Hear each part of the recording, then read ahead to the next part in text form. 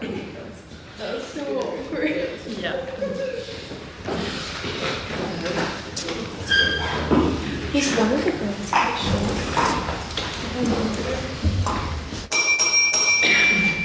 Members of the House, I am pleased to welcome you to what is the 9th Grand Campus Tourney debate of the 177th session of the Literary and Scientific Society.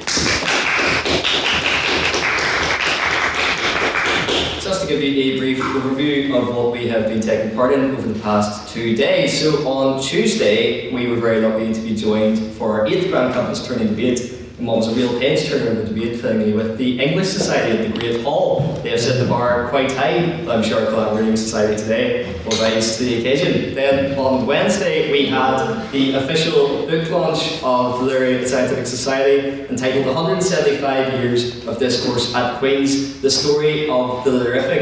It was a great opportunity for us to celebrate our proud history here at the Society, and in the spirit of those who have came before us and have driven the Society into what it is like today, and also in the memory of those who have been involved in debate, our mission statement, which is to spread debate across campus. We are very pleased to be joined today in the 9th Grand Campus Tourney debate with the future barristers of the world in the form of the Bar Society. So it's my pleasure to welcome you all here.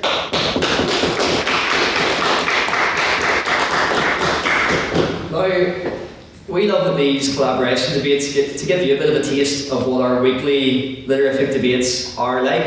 And given that we are in the presence of future barristers, I'm sure you'll give me a good cross-examination with our President's questions, which is your chance to ask me, your President, any question you can come up with. But of course, there are 2 important caveats. There are to be no questions about my politics, and of course, no questions about my sex life or lack thereof. So, do we have any President's questions in the House tonight? Yes, Flynn? We have breakfast. So for breakfast this morning, I decided to eat thesaurus.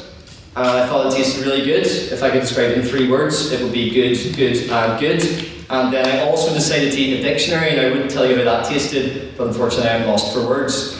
Yes, I know, finally my jokes are quite criminal, but luckily I have a captive audience with me tonight. Do I have any other President's questions?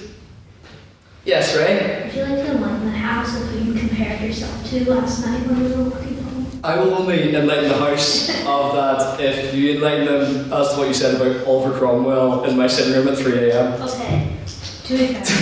No, I didn't know much about this guy at all because the American public school system sucks when it comes to teaching about Irish history. So I thought, after watching the Oliver Cromwell Horrible Histories, Yes. I said, not totally mad at him, because I thought I was only focusing on the bit of where, I'm already fucked, where, the stuff already, when he turned the UK into kind of a republic. I was like, class, that's great, Lincoln Red Water, it's happy about that, fuck that dude. Sorry. But, at the same time, that was my opinion, I thought, okay, yes. But then you enlightened me about that shit he did, and I was like, that's not great. Not a fan anymore. Now, can you enlighten the House who you compared yourself to last night? Okay, so context is a wonderful thing, my friends. It's not. Last night I improvised a speech at the end of the book launch, and I was talking about how many great speeches were improvised. For instance, Winston Churchill's "Will Fight on the Beaches," that was improvised, he did not write that down. And Martin Luther King's "I Have a Dream" speech was improvised, so therefore I made the comparison that I improvised the end of the speech in the same way that Martin Luther King improvised "I Have a Dream" in "I Have a Dream" speech. No, that's not the story. That's not the story. You want to enlighten the House, or should I enlighten the House of what you were saying when we were walking back to your house? About the comparisons between you and Martin Luther King? About how close you were? I may have also said that I am a bit of a pacifist. I have preached before, and I would say I am fairly progressive in comparison to Martin Luther King. However, of course, I would never compare myself in terms of the impact I've had to the great Martin Luther King Jr. Any other President's questions? Yes, very good. On the back of this incident, was there alcohol consumed during this? There was. Funny enough, you've correctly deduced that there was a wine reception at the book launch last night. Do we have any other President's questions? Going once. Go into. Oh, Do you want Cam? maybe later. How do you think that one? I was desperately racking my brains, trying to think what was at the cinema, but beyond that, no, I can't really think of a good President's question. Ooh, okay, I have one now. Okay, if you could star in any film whatsoever, what would it be? Anytime you did any film. Am I allowed to assume the role of the person in the film? Yes. That's a very good question. I'm not going to say Selma, if you're worried about that. I would assume the role of, because I love running and doing various different side quests, I would assume the role of Forrest Gump in Forrest Gump. Because he's met everyone. Any other President's questions? Yes, Calvin?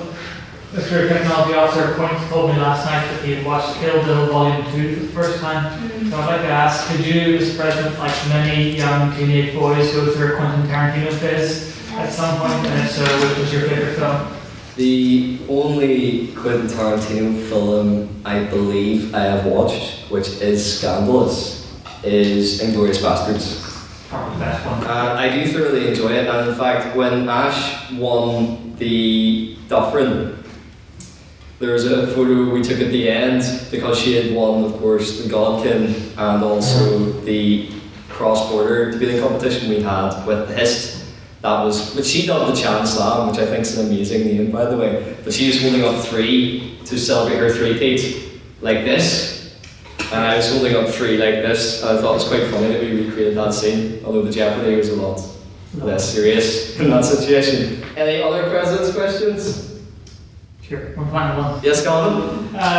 What is your favourite legal TV show or film? Oh, that's an amazing question. I was actually thinking of that. How accurate do you think it is? I never watched Suits until I started my degree at Queen's. A lot of people assumed I had. I know that that's not accurate, although mainly it is American, but even for the American jurisdiction, it's not accurate. I wouldn't say it's my favourite. I watched 12 Angry Men. It's an amazing film. Love that. Especially, that was my motivation when I was writing one of my essays about the court and the jury system. Abby will recognise this one, and how reliable it is in finding the truth. That's not my favourite legal film. I watched A Few Good Men. It was a pretty good film, excellent cross-examination scene, but it's not my favourite legal film because my favourite legal film is, of course, Legally Blonde. That is my favourite legal film. Yes, Ray. Back on your answers, I'm sorry, but you are forgetting quite a classic, which I think is scandalous, that stars the lovely Gregory Peck, To Kill a Mockingbird. I read To Kill a Mockingbird in English Lit, and I thoroughly enjoyed To Kill a Mockingbird too. Yeah, I thought it was up there. It wasn't up there, I have to put it on the list. Well, now that you say that, that's the thing with President's questions. I feel like a lot of you will relate to this with your speeches too. It's always the day after when you're in the shower and you always think, oh, I should have replied to the POI that way, or oh, I should have answered that for President's questions. But I will give a shout out as well, now that you've reminded me, to the Trial of the Chicago 7. Thought that was a cracking film as well. Any other President's questions? Going once? Going twice? Yes, Rosa. Well, it's on the B movie from a perspective of taking it as a legal film. Oh, there you go, my legal film on the stage. Yes, no, the movie is exactly spot on. Yeah. Right? Maybe your Jerry Seinfeld impression. I was in the courtroom. The guy's going on the pushchair. What's up with that? There you go, that's my impression. Would you like to give I would not. your one to go? No. Was it just because my impression was so good? It wasn't good. Oh, You ironically, always make fun of me when I do my impression of Jerry Seinfeld. ironically that stings, right? Yes, Flynn? What is your best impression? Michael, Americans, Michelle. Yeah, it's the correct one. Any other President's questions? Yes, right here. If you could be any animal, what would you be? Oh, I would be... That's a great question. I think I would be... My granddad was a bird watcher. I love the concept of being able to fly anywhere, just to see the world. So I would say I would be I also quite enjoy food. So famously in my house, if there's something left in the fridge, I will nab it. And we love going to the Sphinx after a lot of our debates. Usually like proceeding alcohol intake as well. So I'm going to say I would be one of those seagulls that nabs the fish and chips at the beach. Any other presidents? Yeah, it's accurate, right? He always finishes the rest of my kebab after he has had his whole kebab. It's just Yes. like fucking vacuum or something. I also like seagulls when I open my mouth. It irritates quite a lot of people. The sound that becomes okay. Any other presidents' questions? Going once, going twice. Well, that will bring us on to our private members' business. This is your chance as members of the House to bring up anything you've seen in the news recently, anything of particular interest to you that you'd like to gauge the rest of the members' opinions on. So, do I have any private members' business in the House? Yes, Harry. I propose that salted caramel is the best ice cream flavour. I would like to know other people's opinions on ice cream flavours. Given the summer weather that we're having. Yes, Rosa. Are we going to put a classic that is cookie dough? Like, Yes. is that beautiful? No, salted caramel. No. Yeah. Yes, Ray. In this instance, are you allowed to mix two ice cream flavors, like have a double scoop of different flavors? Okay, in that case, it is cookie dough, but also with cookies and cream and honeycomb. That is the best. Just hands down. So that's the top three. That's not top three, they're all equal. Hence why I asked, can you mix them? So like an amalgamation of three ice cream flavours is the best ice cream flavour. Interesting. Do we have any other thoughts on the best ice cream flavour? Yes, Ray? Okay, back to ice cream, which we never left, I realized. Sprinkles, yes or no? Okay, but I know a trick, which is quite good. Okay, you get a cup, but you put your sprinkles in the bottom, and then the ice cream on top, and then mix it up. So they don't get all, you just don't get the sprinkle crunch on the top and everything. With thoughts on sprinkles. Yes. Or just other ice cream. Calvin, your hand, shut up. There. Did I feel like this is like one of Rihanna's coffee questions? I feel like as soon as you add, say, syrups or milk to coffee, it's not coffee anymore, it's a coffee drink. In a similar fashion, once you add sprinkles to ice cream, it's not ice cream anymore, it's an ice cream dessert. It's not the same thing. I just want pure ice cream, which also probably make me pretty, even though I say Haagen-Dazs vanilla is hard to beat in my opinion. I'm very boring. And also saying Haagen-Dazs in the South probably makes me sound very middle class. But there we go. Thank you. Rosa? Are you implying that if you add milk to coffee, it is no longer coffee? It's a milk coffee, it's not. Look, drink your coffee black. Don't talk to me, Rosa. Especially coffee, get a hand grinder, get a V60. Maybe don't start this conversation with me because I clearly get to milk and coffee is fine, it's more than syrup. So. Calvin's actually named after where he likes his coffee. That's brilliant. Yes, Flynn? I was always wondering, how much milk does it no longer become coffee with milk, it becomes milk flavoured coffee? Asking the real questions. Yes, Ray? Going back to that, okay, so like hot chocolate, would you call it hot chocolate or is it chocolate with milk? It depends on how you make it. If you get like proper chocolate with milk down, like just this week, a few months ago I was in Paris for work and I got this bottle that was literally just solid chocolate in a bottle, and you put the bottle in a hot boiling water until it melted, and then you pour the melted chocolate into cups. That is a proper hot chocolate. We call other things hot chocolate, I'm not convinced that they're all fake hot chocolates after that, because that was the best hot chocolate I've ever had. But wouldn't that just be like ganache? I'm not middle class enough to know what ganache is. Yes, I think Ray has proved that she is incredibly middle class before, for instance, at the mere suggestion of a boss, Ray retched profusely, because of course she's only used to travelling in first class on a train. And also one time she nearly ordered a taxi You can stop talking.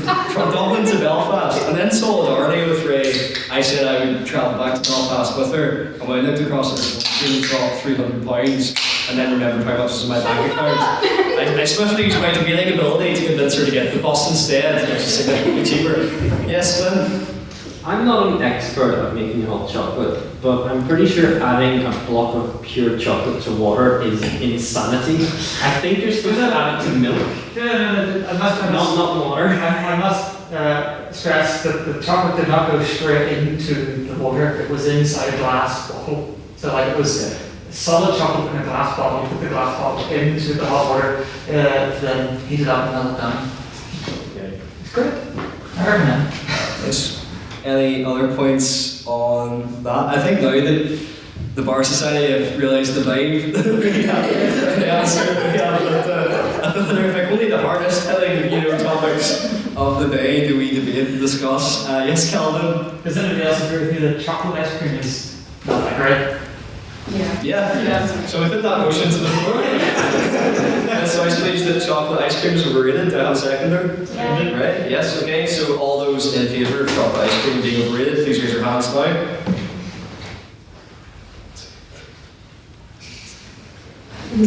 That's 11. All those against? Defend your position.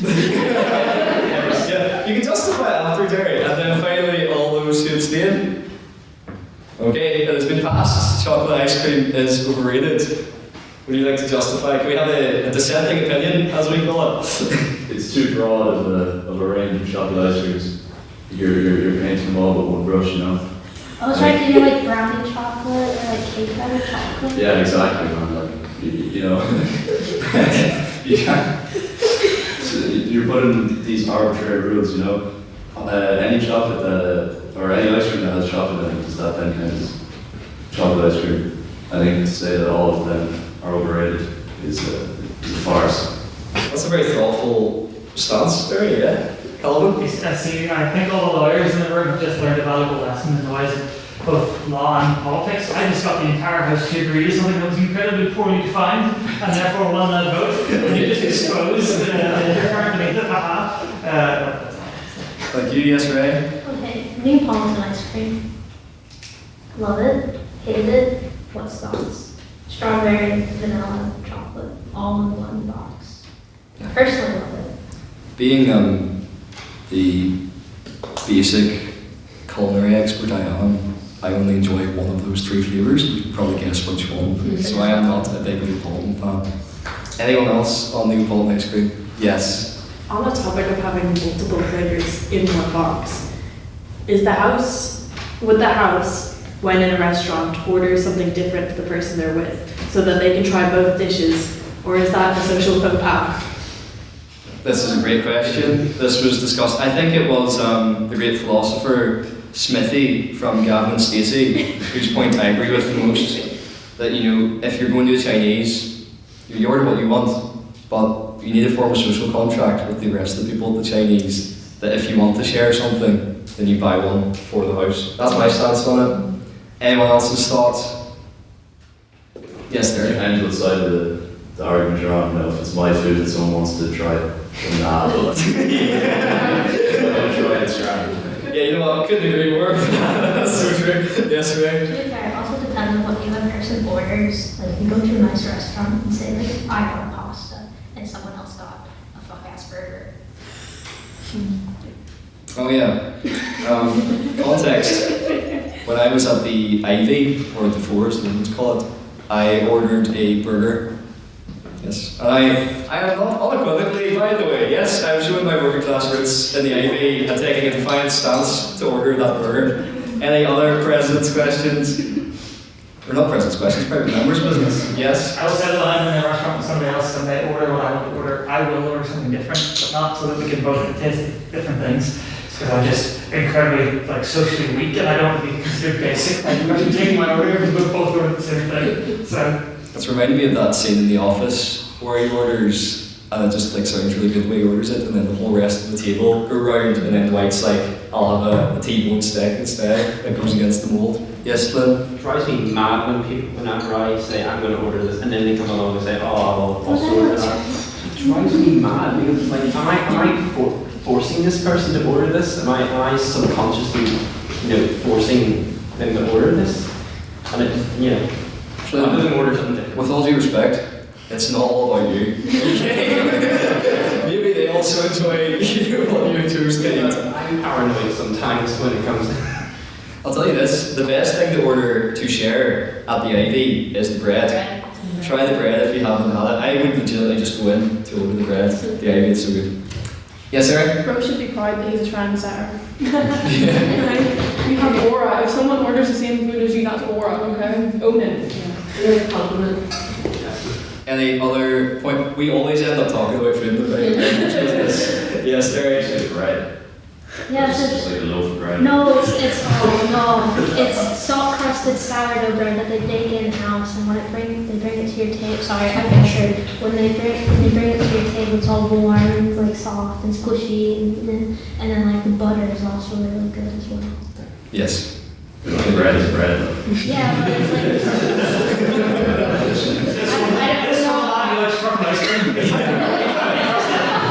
So chocolate ice cream, guys, we can't generalize so many different types of chocolate ice cream. Bread, all breads. This is very.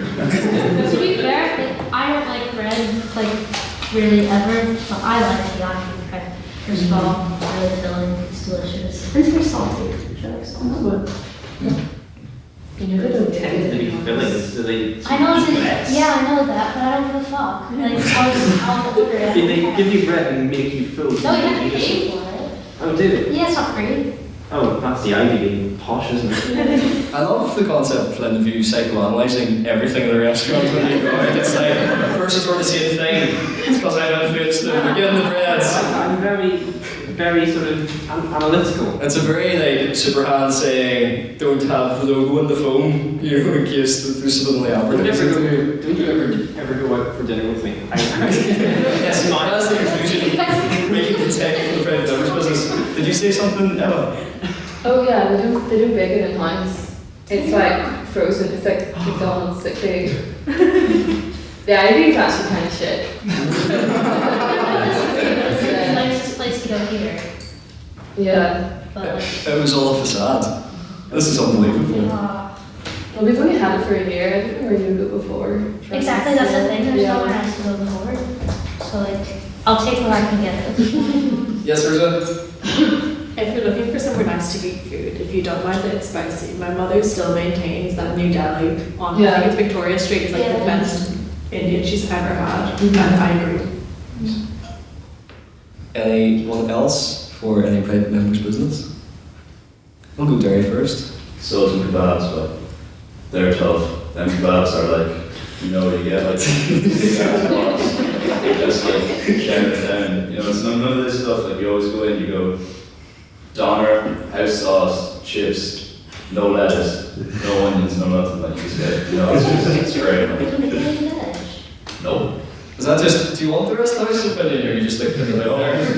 Just on the record. Yes, right. I'm sorry, but it's very obvious that the superior crop is fixed. Yes.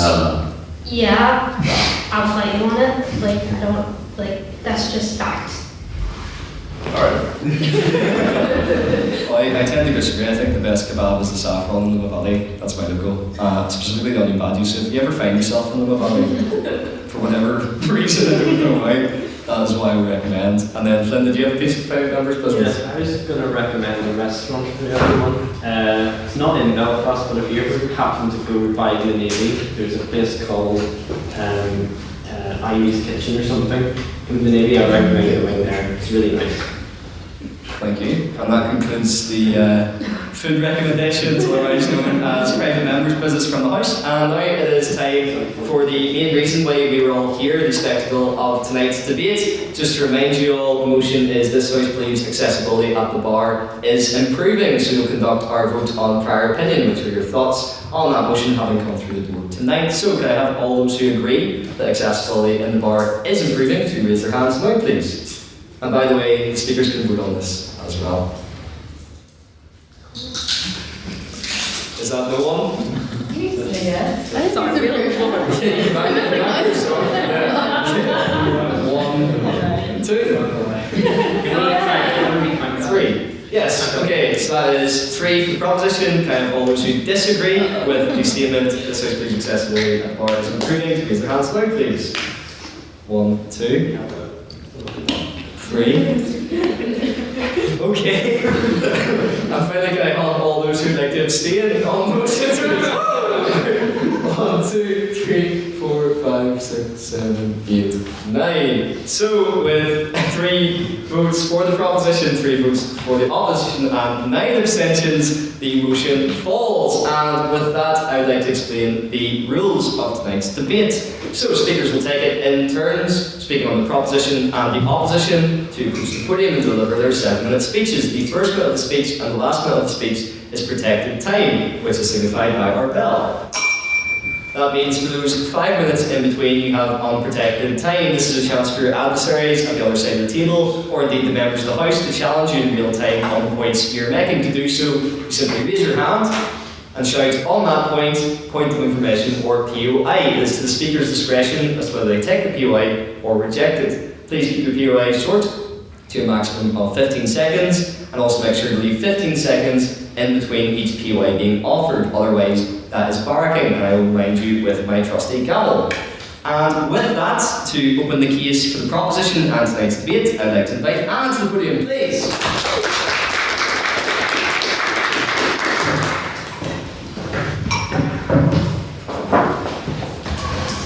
Members of the House, Mr. President, I am pleased to open the case in support of the motion that accessibility at the bar is indeed improving. It's a pleasure to be here this evening, and on behalf of the Bar Society, we thank Letterific for the collaboration. This discussion is particularly pertinent given the ever-growing cohort of law students, something we see here at Queen's, and thus the extended pool of aspiring barristers, which should by all means be encouraged. Originating in medieval England, the barrister profession has long been acquainted with grand themes of power, high society, and somewhat deceptively glamour. A barrister's stomping ground, the courtroom, is a unique space where horsehair wigs, formal robes, and the phrases your lordship or ladyship are somehow all commonplace. As such, a career at the bar is not generally aligned with qualities of openness or attainability. In fact, the lengthy and highly challenging route to the barrister profession and the nature of the work itself can perhaps appear as the very antithesis of accessibility. However, tonight the proposition argued that despite its infamous and historic exclusivity, accessibility at the bar has made progress. This improvement must be considered in a measured manner, as any expectation for one of the world's most elitist professions to suddenly emerge as one of easy entry is unrealistic in the extreme. Our argument is that in no part that accessibility is entirely solved at the bar, or that it does not require further work or attention. This again would be unrealistic. Instead, and focused on the key term of the motion, the proposition would define the bar's improvement as slow but steady for those who aspire to join its esteemed ranks. One of the strongest markers of the bar's gradual improving accessibility is its gender equality, and this is ever increasing. To appreciate how far this has come in light of today, we must return to how it once was. I'm sure we are all likely acquainted with the ancient reputation of the bar as staggeringly male-dominated, often disapprovingly dubbed as an old boys' club. Excluding women from entry to all of the Inns of Court in England from its earliest days right up until 1919, bar diversity could once be encapsulated by the condemning phrase, pale, male, and privately educated. This male-dominated nature was not an accidental coincidence, but rather an intentional choice ingrained in the history, structure, and the culture of the bar itself. Formal barriers to this career included essential holding of elite education, obtained through private schools and also Oxbridge, both of which traditionally excluded women. The Inns of Court fueled this inequality through its domination of male networks, chamber recruitment relying on personal connection and patronage. With the admittance of women to chambers, female barristers were still easily excluded from advancement opportunities, and career acceleration was solidified through sexism. Allegations of the presence of an all-boys culture is difficult to deny when the bar's social climate was evidenced by networking and promotional decisions made in male-centric spaces, such as dinner parties or gentlemen's clubs. Fast forward to today, can there really be a question of improved accessibility when one glance at the NI Bar website would illustrate the increased gender equality? Women now compose a significant proportion of the UK bar, making up 40 to 41% of barristers and moving from total female exclusion to near equal entry. This is not just a symbolic change, happening coincidentally or due to the mere passage of time, but a total structural transformation, evidencing true intention and combined action to make the bar more accessible to women. This quest for accessibility is actively and intensively supported by the likes of the Bar Council of England and Wales, who monitor gender disparity through earnings, flexible working, and fair distribution of cases to level the playing field. Is bar accessibility for women a finished work? By no means, and still has a way to go. The proposition fully recognises this. This improvement is intricate and it seeks to undo a legacy of strict female inclusion and entrenched attitudes of discrimination, which still go on today. Female barristers still face degrees of discrimination. There is an existing pay gap in still needs work and poor representation of women at senior levels of the bar. These remain issues. Yet, just because there are still elements of inaccessibility at the bar, it does not mean that the improvement that we've had today should be disregarded. Just last week, Queen's Bar Society had the pleasure of hosting a networking event in which Lady Chief Justice Jane Keegan shared insight to her own powerful career at the bar, practicing family law, and our attending barristers struck an equal balance of both men and women. And this, in our local context, is a picture of improved accessibility at the bar through gender equality. Anecdotes of female success at the bar also appear regularly in the news. One recent example of this is barrister Leonie Hughes, recently called to the Bar of England and Wales. A clip of her call ceremony went viral last week, which my dad showed me during his allocated 30 minutes of Instagram Reels a night, which is played at full volume throughout the house for everybody here, bar education for the whole family. Hughes overcame a turbulent upbringing, school expulsion, and 11 years of part-time study while caring for her ill sister to pursue her dream of the bar. And this is just one of many stories of female advancement at the bar, proving accessibility has been achieved and cannot be ignored, especially given women were once barred entry. Accessibility here is ongoing, achievable, and successful. Enhanced diversity is another key marker of this improvement in bar accessibility. Alongside women, ethnic minorities, and non-traditional entrants are visible at the bar today, challenging this traditional perception of who belongs in the profession. Outreach programs challenge to reinstate schools and underrepresented communities, and Abby will discuss the scholarships and the widening access schemes, particularly regarding this. Wealth, elite schooling, and connections are no longer requisites to access the bar. This was a myth dispelled by Lady Chief Justice herself.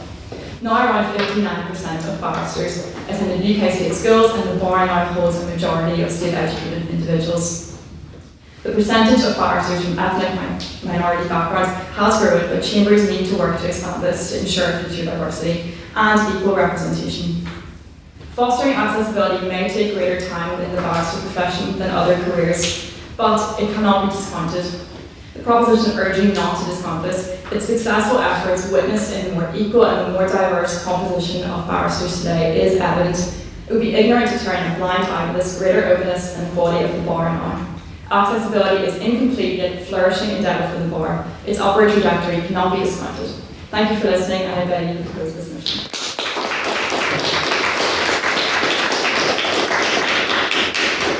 Thank you, Anna, for that very fine speech. And now to open the case for the opposition, I would like to invite Mary Kate to the podium, please.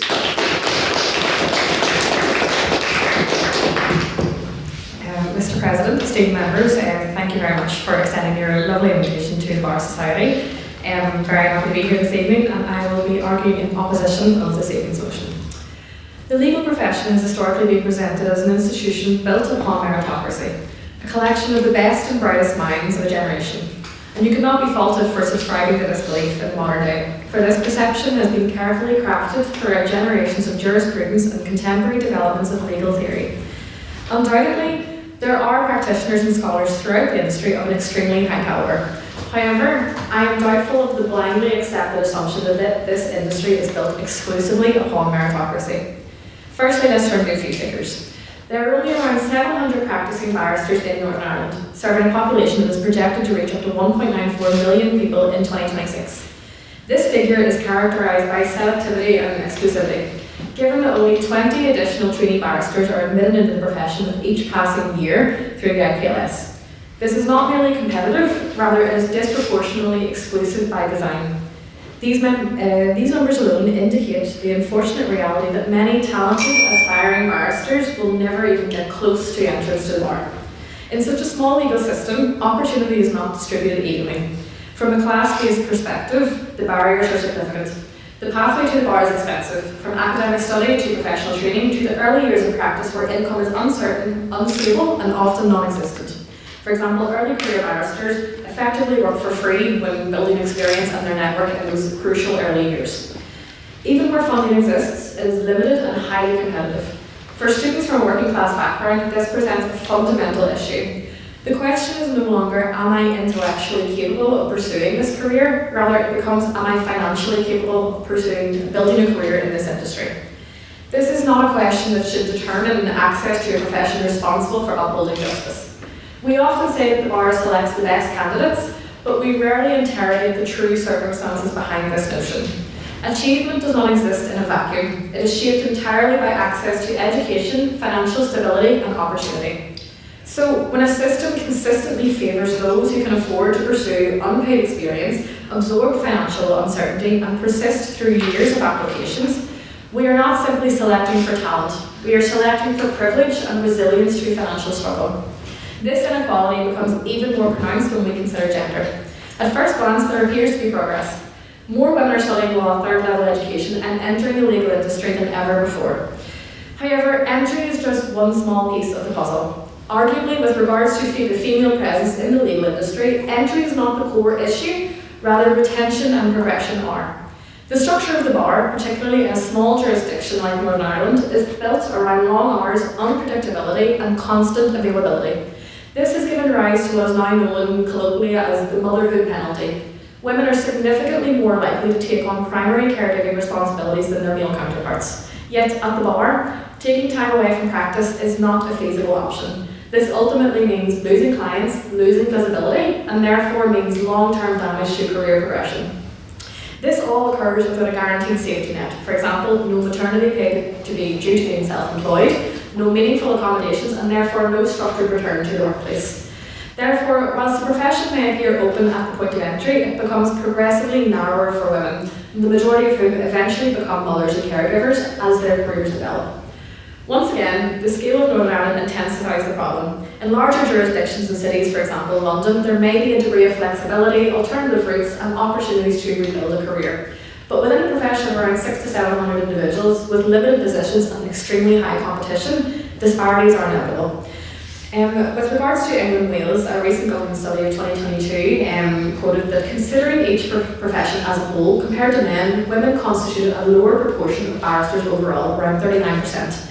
Over half of solicitors, 53%, and a higher proportion of chartered legal executives, 77%. In all cases, women were less likely than their male counterparts to hold positions of seniority such as KC or partner in a firm. And until we devote ourselves to truly addressing these areas of disparity, we cannot proclaim that this industry is built upon a meritocracy of the best and brightest minds of our generation, when the reality is that the quality and character of our advocates is not dictated by genuine work ethic and a passion for justice, but rather whom among us were fortunate enough to win the birth lottery, as it's called. This is a pattern that we see repeatedly. A profession that appears diverse on the surface, plentiful in pledges of diversity, equity and inclusion. However, the practical reality paints a much different picture. A profession that claims to have modernised and yet remains increasingly narrow and homogenous at the very top echelons. What is most concerning is that there is very limited transparent data specifically addressing diversity at the bar in Northern Ireland. Without such essential data, the true depths of inequality become almost impossible to quantify and therefore far easier to ignore. The true fundamental question is, what do we really mean by access? Is it simply the ability to enter the profession, or is it the ability to build a sustainable and successful career within it? Because if access depends on having financial backing, on being able to work without interruption, and on fitting into the traditional model of professional life, historically predicated upon the idea that the male works 40-hour weeks in the public sphere, whilst the female is consigned to the domestic sphere, then it is not truly access at all. A profession cannot claim to be meritocratic if success depends on the ability to work as though you have no financial constraints and no caring responsibilities. So yes, absolutely, progress has been made in terms of positive workplace developments and increased cultural awareness. A 2024 article, for example, by the Irish Legal News celebrated that the Bar of Northern Ireland has congratulated 34 barristers on taking silk, including 12 women, a threefold increase in the number of women in the last call 4 years ago. But until those financial barriers are meaningfully reduced, until arbitrary structural limitations are addressed, and until the realities of the motherhood penalty are taken seriously, we cannot honestly say that access to the bar, particularly in Northern Ireland, has improved enough. The people of Northern Ireland deserve to see themselves represented within the legal system, and the old adage of to meal, pale and steal often comes to mind. Speaking as a working class student and a daughter of a single mother, generally people like me don't have the luxury of standing up here to address this chamber. People like me don't have the luxury of pursuing third level education in law, of pursuing a successful career, a position of seniority, and ultimately the social mobility that comes with all of those privileges and luxuries. I'm grateful for all the educational and professional opportunities available to me personally. However, I am painfully aware of the fact that I am in the minority. So many talented people are lost in the cycles of poverty and financial insecurity that plague the working classes. Talent is everywhere, but opportunity is not, unfortunately. And until that changes, the bar will continue to fall very much short of the standard it claims to uphold. Thank you.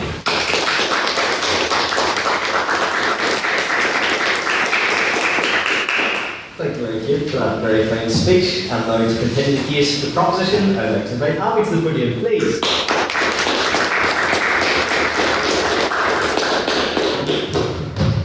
Thank you to the Literary and Scientific Society for hosting us this evening. I'll be arguing the proposition accessibility of the bar is improving.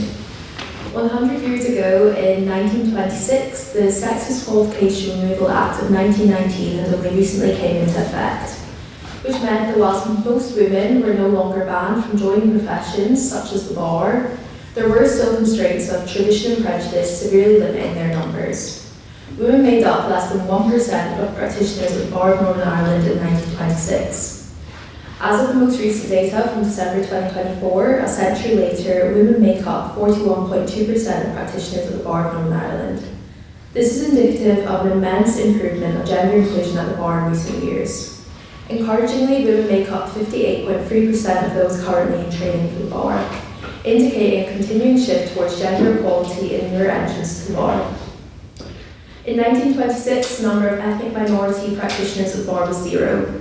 There is no historical record of any ethnic minority barristers practicing in Northern Ireland during this period.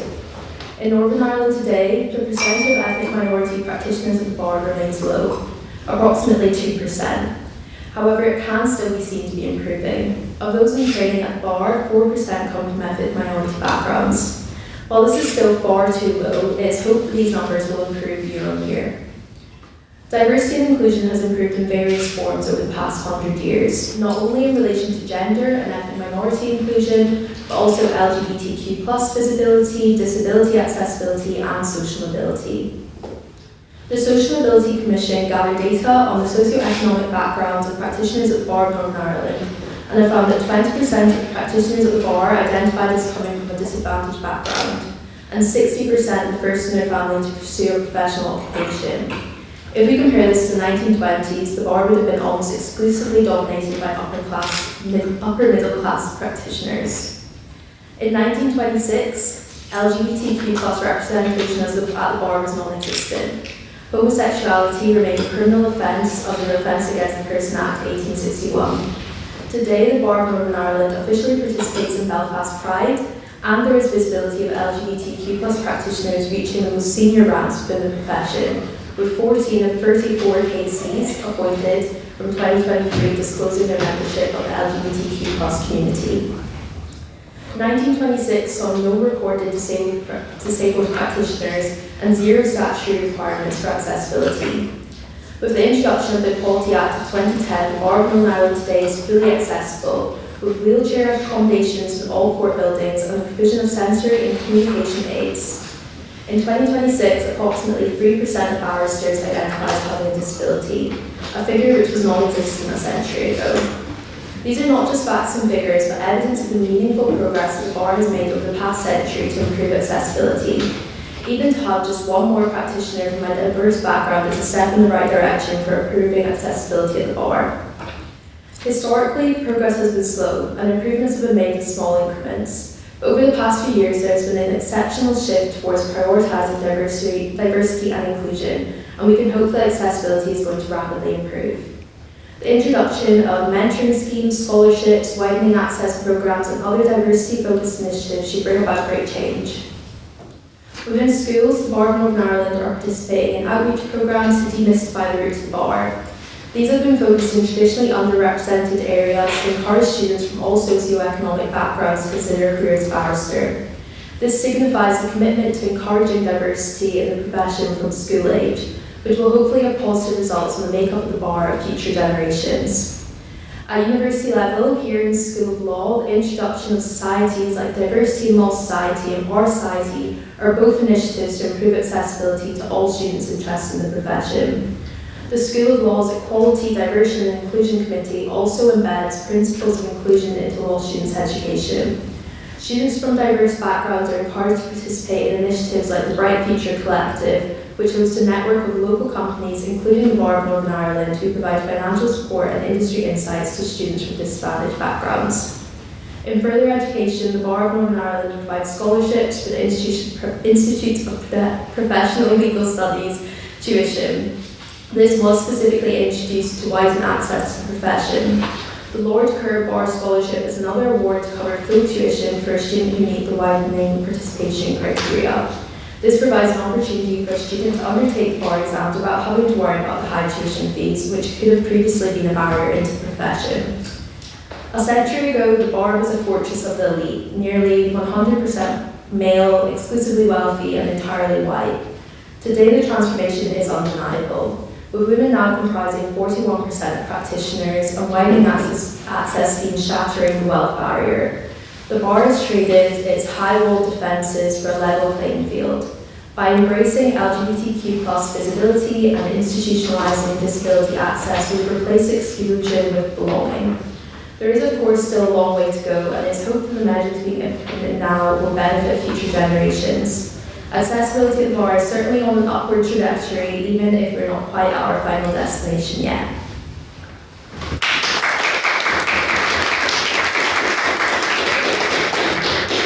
Thank you, Abby, for that very fine speech. And now to continue the case of the opposition, I'd like to invite Emma to the podium, please.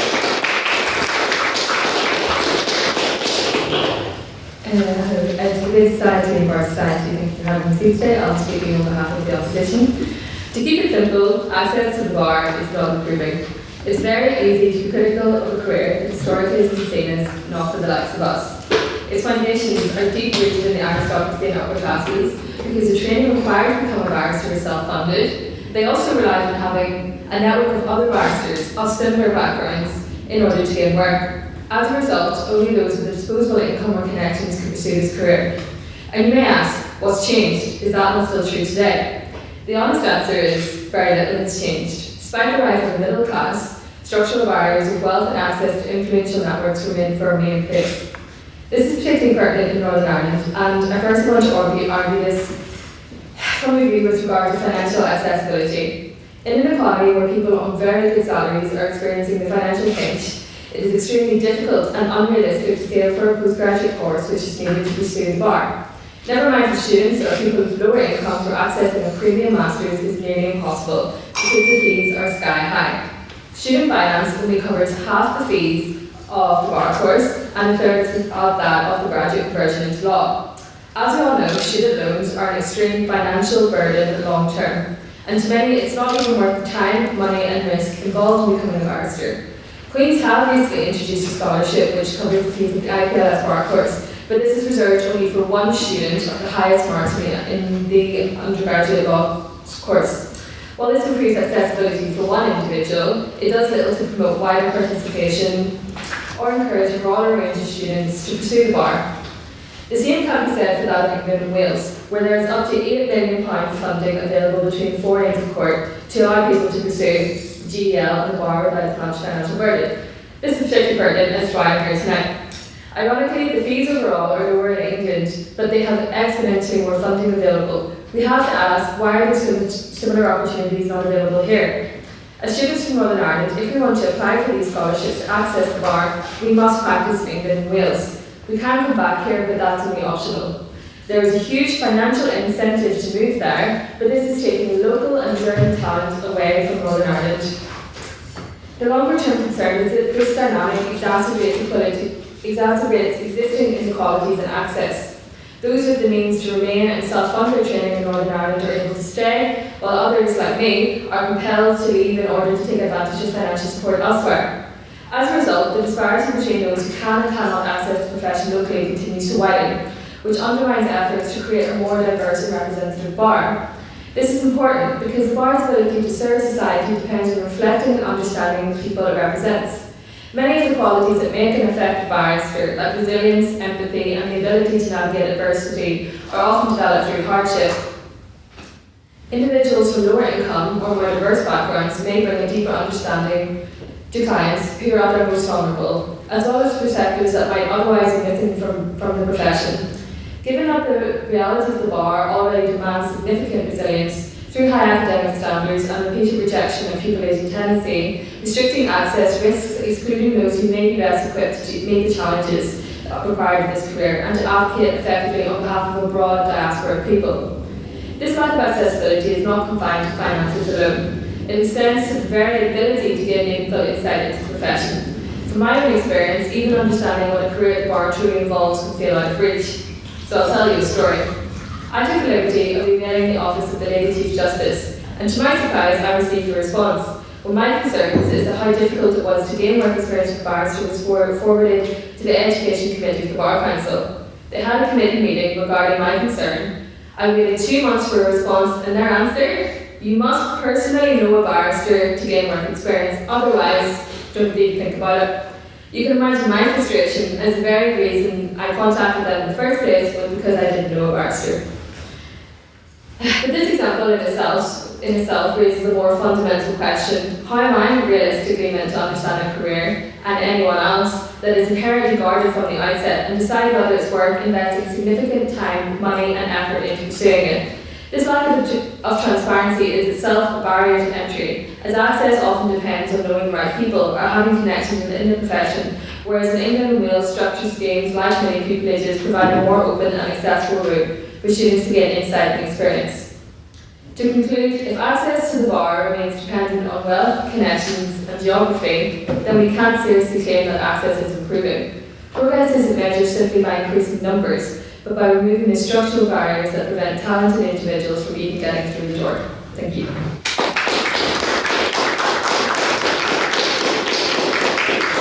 Thank you, Emma, for that very fine speech. And now to close the case, the proposition, I'd like to invite Ray to the podium, please.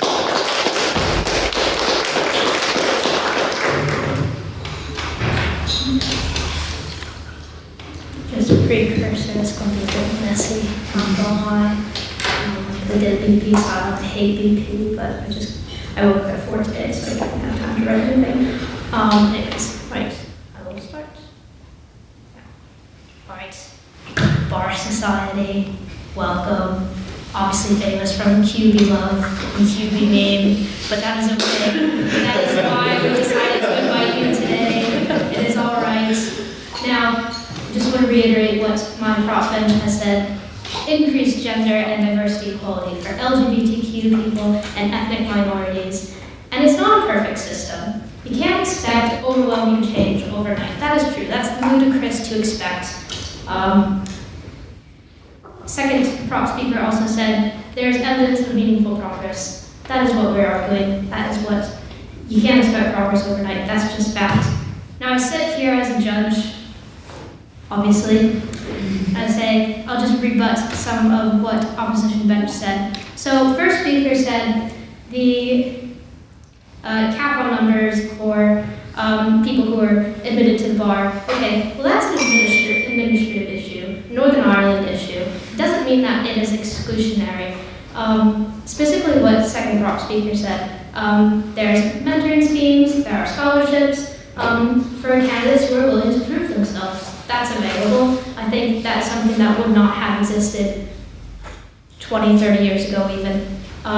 What is it? First speaker also said, progress has been made, it just hasn't been enough. And we agree, you made that case for us. Thank you very much, appreciate it.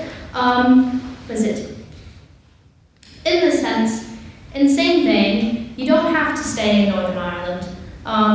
A law degree, as someone who did study a law degree at Queen's but then left because I wanted to do something more creative with my life, It's accepted in England. That's just, you have that option to go to England. And I know people who really don't want to be part of the Northern Irish Bar because it is not great. But this motion is about the bar, not just about the Northern Irish Bar, but all of the bar, every bar, English Wales, Scottish Bar.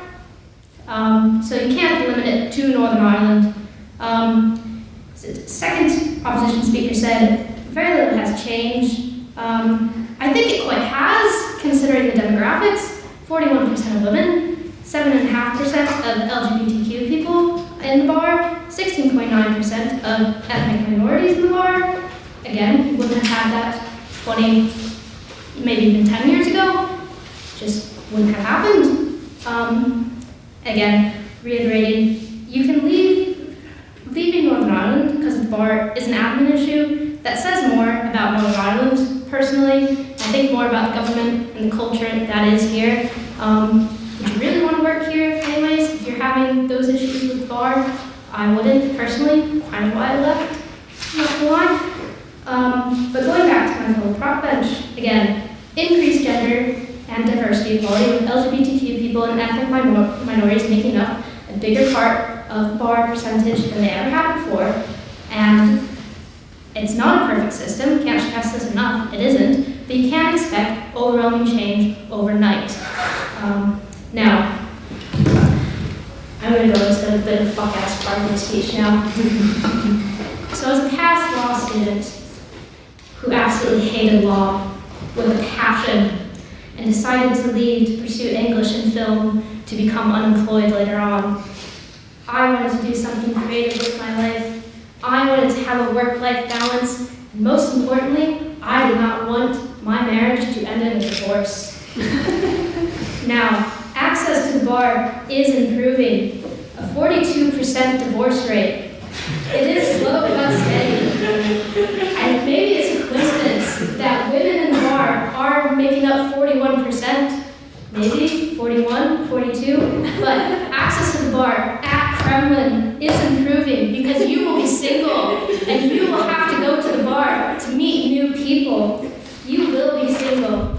Now, you don't want to be hounded by men at Kremlin barbecue, but no, because women, thank you Rosa for laughing, but no, we women are changing things. Siobhan Keegan, you can see her on the stage at Kremlin dancing her ass off. Chief Justice, it's weird because I met her before. Chief Justice Lady Black, yes, she is on Kremlin. I'm sorry. Anyways, access to the bar is improving in more ways than one. I just want to get to 6 minutes, and I'm not there yet. I have 1 minute left. But no, access to the bar is improving. As we said, gender equality, more diverse population in the bar percentage. And again, it's not a perfect system. You can't expect it to change overnight. You think Kremlin changed from a gay club to very obviously a straight club overnight? That did not happen. All right, it took a couple years of planning where gay people became uncomfortable with the fact that there was a genocidal maniac statue of Lenin out front. Obviously, they thought, maybe that's not great.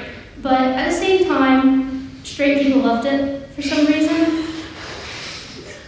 Don't know, but anyways, I don't know. I will take a POI if anyone has one, but probably not because I just talked about going to Kremlin. Yes, that's okay.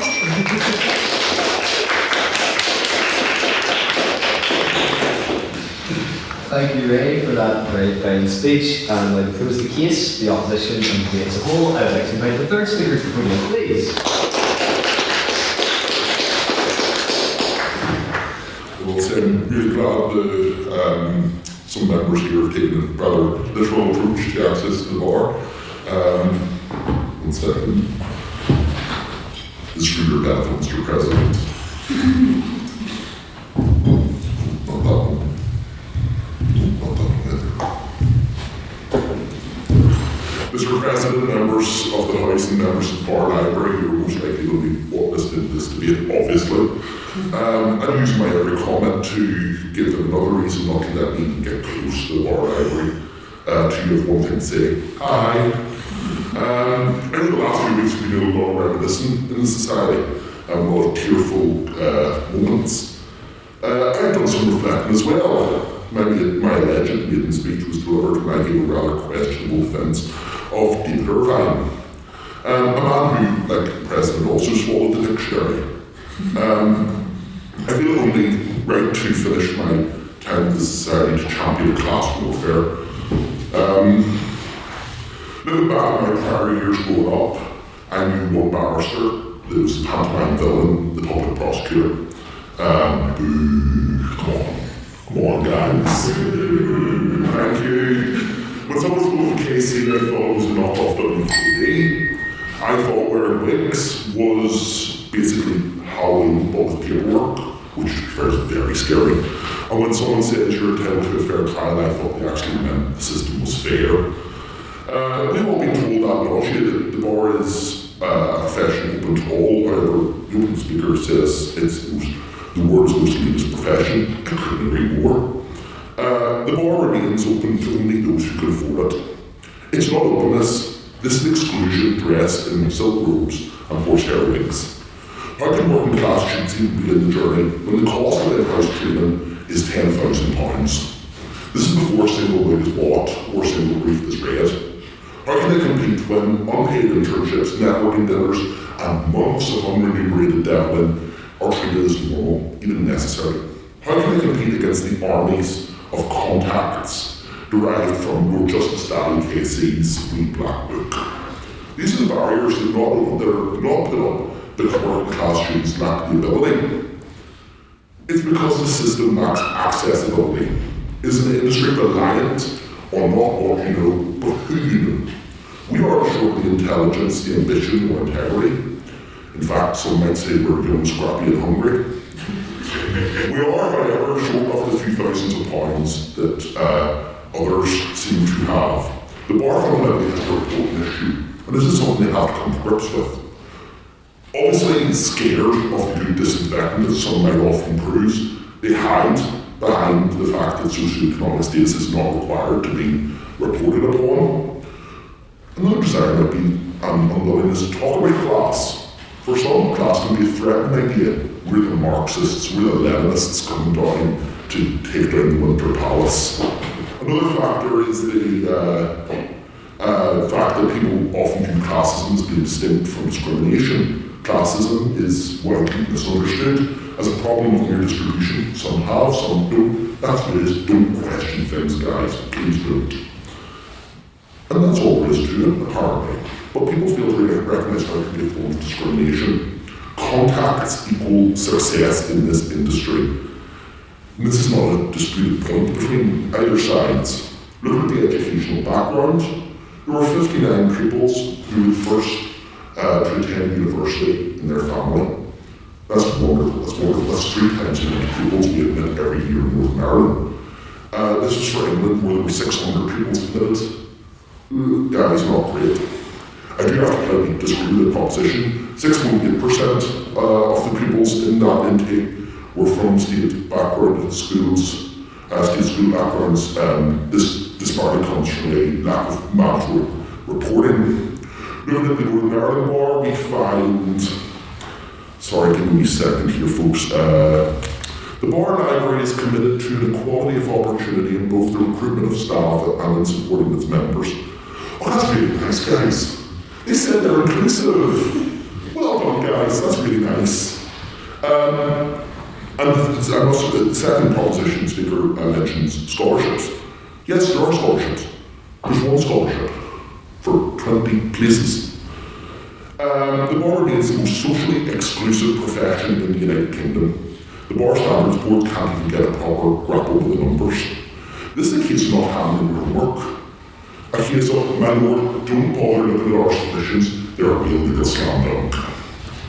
To make my public law professor very proud, our answer to the situation is very simple. Nemo jurisdictum in causa sua, which bar society friends will know off by heart, no one should be the judge of their own case. family upbringings act as a gilded gateway, and the bar has a saucy love affair with professional Americans. Some of them give Judge John Deed a run for his money. The overall result is a Section 75 pipeline that begins an hour and ends an hour work. I feel like that dry French speaking at the moment, I know. The accessibility of the bar in Northern Ireland is determined by the best and brightest and brave few who put down their names to the bar, who opt out of a 2-year apprenticeship, which is normally in excess of £25,000 a year, opt in to choose debt, uncertainty, and self-employment. Isn't that nice? Currently, you can call barristers who primarily earn their keep through legal aid cases, often through the criminal courts, are earning nil, zilch, nada, you get nothing, you lose, good day, sir. Thanks to the current CPA strikes, of which solid with our members. This is because legal aid has been frozen since before I was even born. Like, come on, guys. This is because the bank of mum and dad can't exactly bankroll me.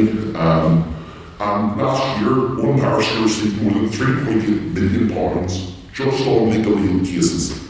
That's the equivalent of 53 other barristers combined. This is a system where the fatter cats get fatter at the expense of the kittens. In simple, the cost is too high, the support too limited, and the pathway too narrow. Let's look at the consequences very, very briefly. Don't give me that, Mr. President. A bar dominated by the privilege, risks becoming disconnected from the lived reality of the people it serves. Representation is not just a matter of optics, it's a matter of justice. Clients feel unheard, juries feel alienated, and communities feel distanced from the justice system.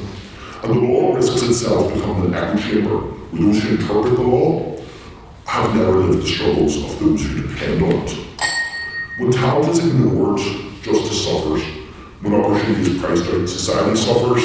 When the bar excludes, the rule of law suffers. In concluding, our rallying cry must be nothing about us without us. And with that, we rest our case and urge members of the House to vote in favour and against this motion.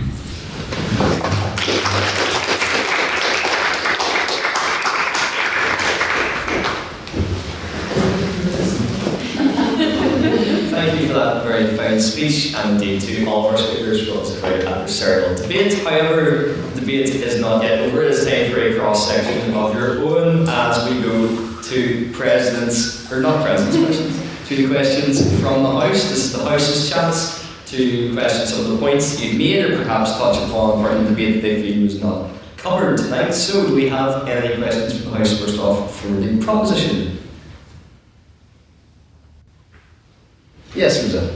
Well, it's very easy to point at like scholarships and whatnot, but you do not deny that there's a certain inaccessibility toward scholarships as well. For example, like the more wealthy students will have had personal tutors maybe and more access to education that will enable them to achieve those scholarships. Someone from the proposition to respond? Yeah, sure. That'll be fun. Yeah, obviously, wealth comes into it, but at the same time, that's true for any other degree where you need qualifications. Like, obviously, I get people on Instagram saying, we think you're still in law, so will you, like, pay for this tutoring thing? But then I also get it for, like, English stuff, or film stuff as well. Mm-hmm. I don't think it's marketed just towards law, and it's as you said, obviously, scholarships are there, obviously, in this case, because, I'm not gonna lie, it's fuck ass. But, like, the fact that there's only one, like, scholarship available is terrible, but I think that's more of a Northern Irish administrative issue, or I think that might be an issue with Queen's more broadly, and not necessarily with the bar particularly. Thank you, Ray. Can I add something? Okay, I'll Yeah, go for it.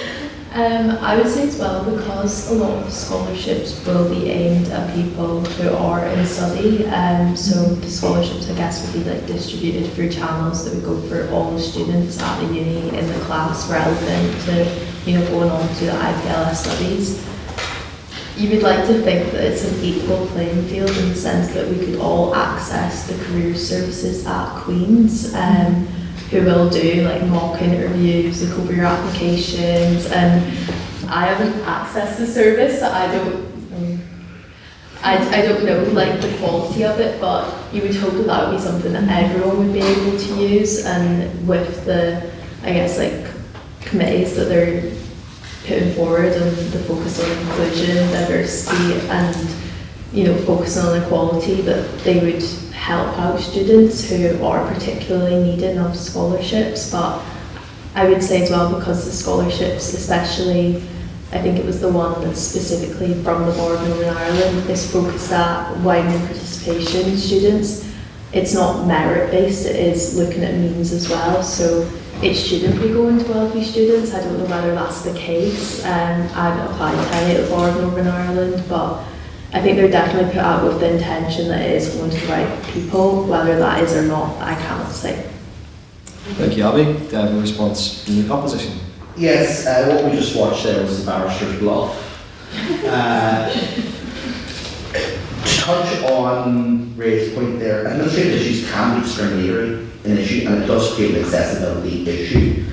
Regarding the tutoring point, the IPLS exam in its inception requires you to do tutoring. That's the nature of the game. For anyone who hasn't sat that exam, lucky you.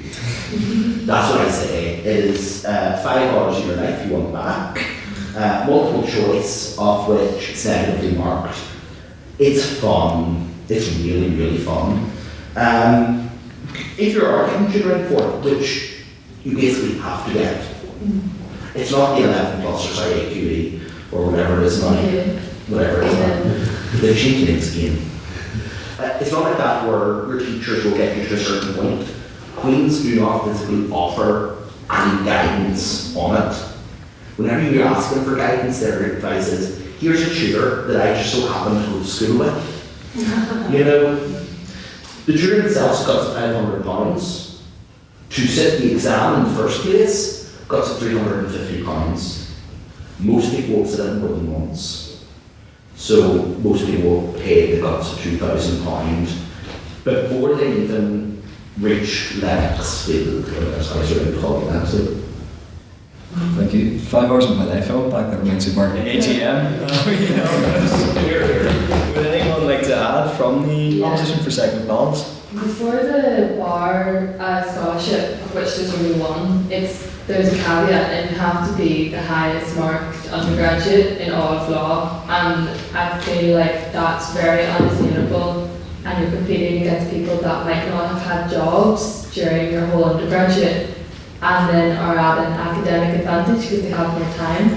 Whereas also energy, like law is a very difficult degree, and to get the top mark in all the cohort, it's like exceptionally difficult, and that's also sometimes down to chance, and different teachers mark different pupils differently. Like it's a very, I think it's a very exclusive way of determining who gets a scholarship, and also the criteria of when they say it's lower socioeconomic background. I think the criteria is like, it's quite it's based on your parents' money, but then that excludes people that don't get money from their, or would get money from their parents or don't. So say because my dad earned more money than your dad, but then I wouldn't be eligible for that even if I was going to get money from my parents in the first place. So it also excludes people that way. So yeah, I just think it's a very, it's even like just unfathomable for some people to obtain. Yeah. Thank you. Do we have any questions for the opposition? If people don't want me to speak. Yes, of course, Rosa. So it's very easy to look at the entire history of the bar and say, well, in the past, women weren't even allowed to take the bar, and say that's like markedly improved accessibility from there. And the motion is, accessibility from the bar has improved or is improving. Mm-hmm. So how would you, I suppose, form a counter argument to that? Thank you. Someone from the opposition? I As Renee touched on, essentially she felt that I was sort of arguing in favour of the motion. I would say it would be absolutely ludicrous to say that nothing has ever changed and that we are still living in the 1920s and that women are effectively confined to the kitchen sink. So it would be ridiculous of me to say to you that nothing at all has changed, because factually that is incorrect. However, I think my main issue with this statement is I think it would be very easy to romanticise these developments, to really look at it through rose-tinted glasses, and I think that is the issue. People get so caught up in some, quite, in my mind, very insufficient developments and really blow that proportion and make them out to be wonderful, and then that's where the hard work stops and the desire to change and improve and develop stops. And I think that's a very dangerous sentiment, that complacency. And that's why I would be inclined to argue against this motion for that very reason, that we cannot afford to be comfortable, especially as women, considered sort of the wider socio-political culture in the international stage, the sort of backlash against women's rights, women's emancipation, that culture against true liberty for women and true genuine parity. I think it is very dangerous for us to become comfortable or complacent in terms of the hard-fought rights that we have and the progress that was made in the women that came before us. And I think that we, generally speaking, we can't afford to be comfortable. Thank you, Mary-Kate. Do I have a yes, if you'd like to add anything? Let's look at the one thing that has never changed in the bar, which is it has never been controlled. You've never been fully in control of your destinies in the bar. You've always been in the hands of who you know.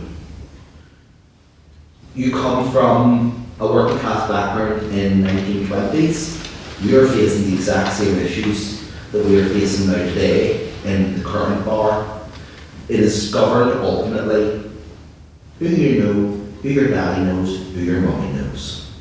That's the unfortunate reality, and that's why we argue that there has not been meaningful change to improve accessibility.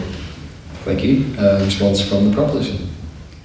To your remarks, that's not strictly true though, because last week the Bar Society hosted a £3 reception in which you could meet Justice McCluskey, KC, Siobhan, Lady Siobhan Dame Keegan, 10 top barristers and KC, and all you have to do is pay £3 and show up. So I wouldn't say that is strictly true, because that's nothing to do with parental connections whatsoever. Anybody can pay the £3 and enter that room and meet all of those people and walk away and gain work experience, just as my friend did. Would anyone else like to add for the sake of balance from the proposition?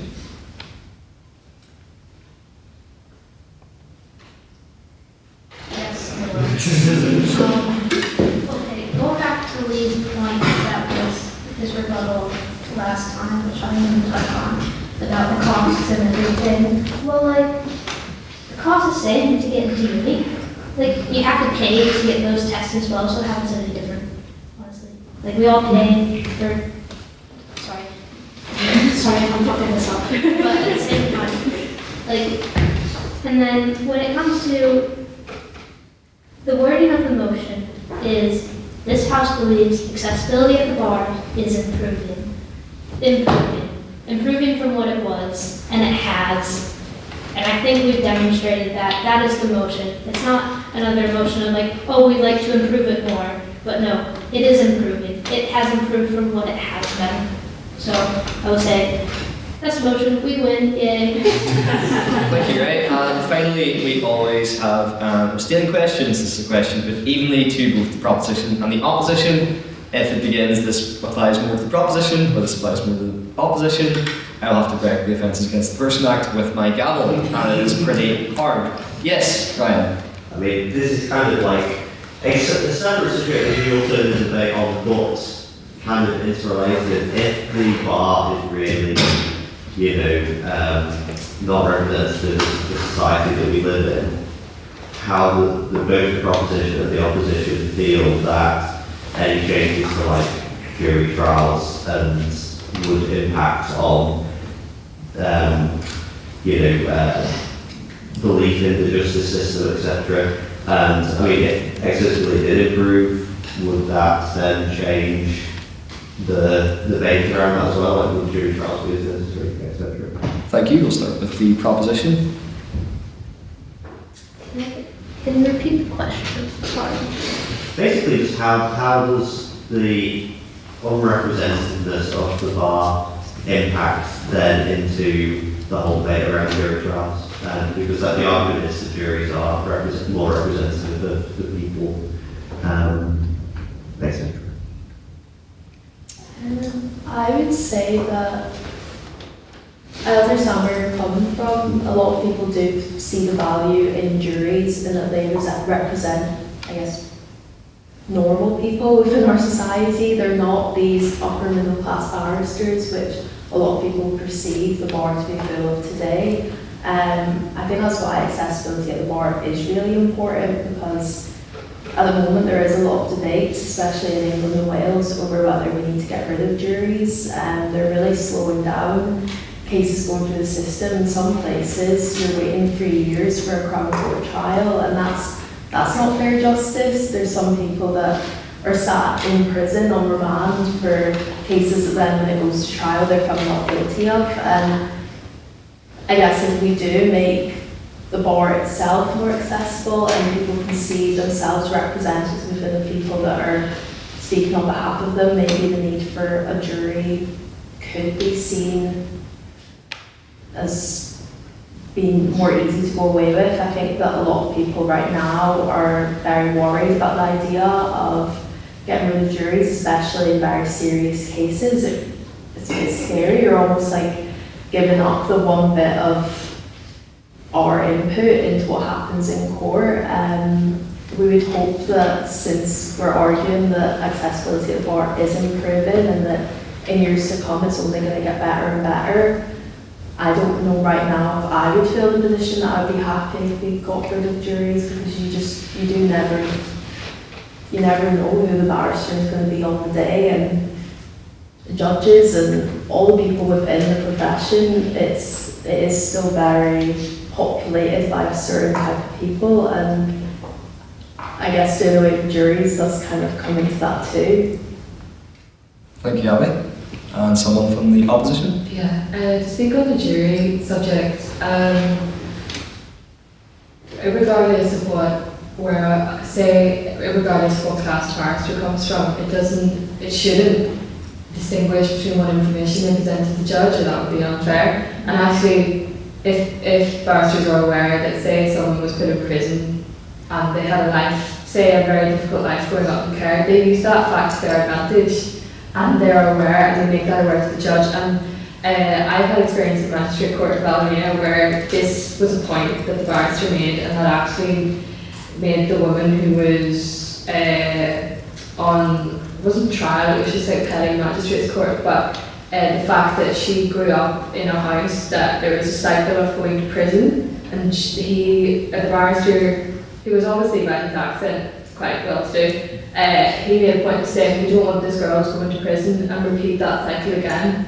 So in that case, where there is no jury, that's not a factor. And also, regardless of whether there was a jury or not, the barrister needs to present the same information regardless of if they agree or they understand the person's background.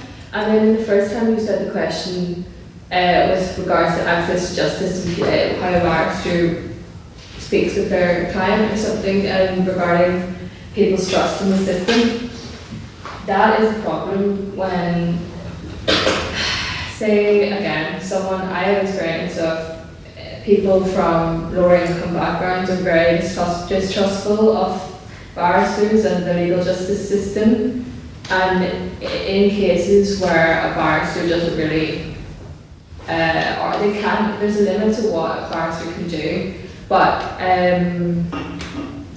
with regard to helping someone in a very vulnerable position, when someone's already distrustful of the process, if someone from a lower income background can relate to that client and calm them down and explain, this is what's happening and I understand, and your life may or may not be permanently affected by this, I think that is where accessibility is really important. And unfortunately, people from lower income backgrounds are more underrepresented at the bar, and those skills, like I mentioned, if someone comes from hardship and they explain, I relate to you and you can trust me, it makes their argument for the case better.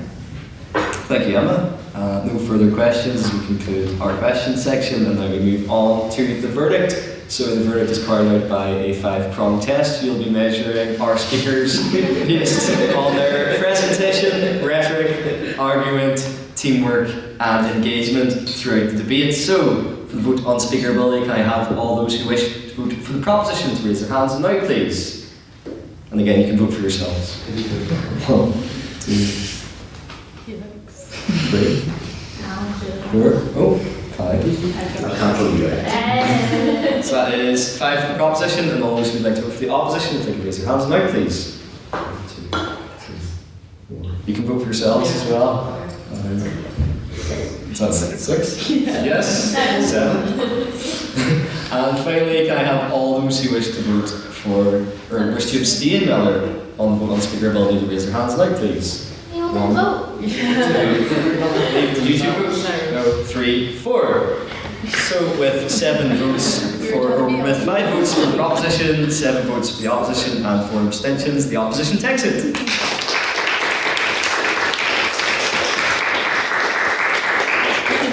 Right. So I'm sure. Yes, very good. Judged by 12 of your peers, very appropriately.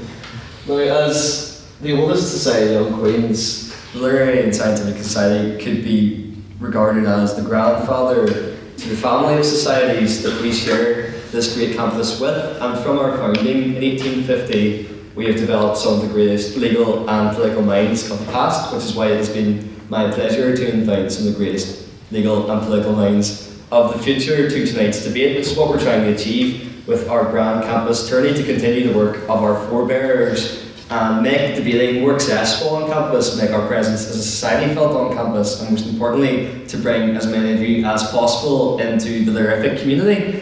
And we are incredibly pleased to have been joined by the Bar Society in this collaboration. Of course, it takes 2 great societies to make such an event happen. So to tell us a bit more about the Bar Society, I would like to invite their president, Abby, to the podium.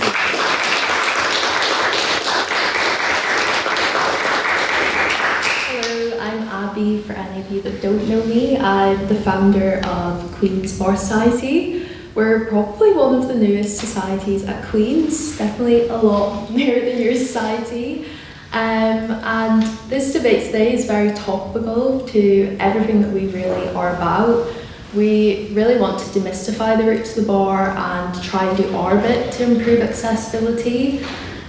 Some of the points raised tonight are really close to my heart. You know, I'm pursuing a career at the bar rather naively. I don't know anyone at the bar. I'm not the daughter of a barrister or a judge, and I'm just trying to get there somehow. And events like our one we did last week that Anna mentioned were really good in helping create connections. Unfortunately, the bar is so very much not what you know, but who you know, and we're trying to do our bit to facilitate networking and connections.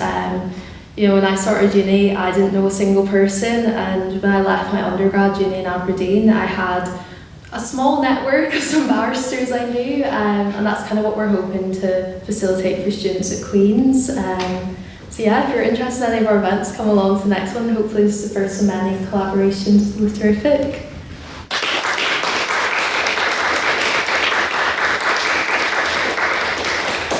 Yes, and as an extension of your welcome here tonight, I would just like to outline some events that we've got coming up next week, which you are more than welcome to. Next Tuesday, we are set to meet in the Great Hall for a lit talk with former Speaker of the NI Assembly, Alex Maskey.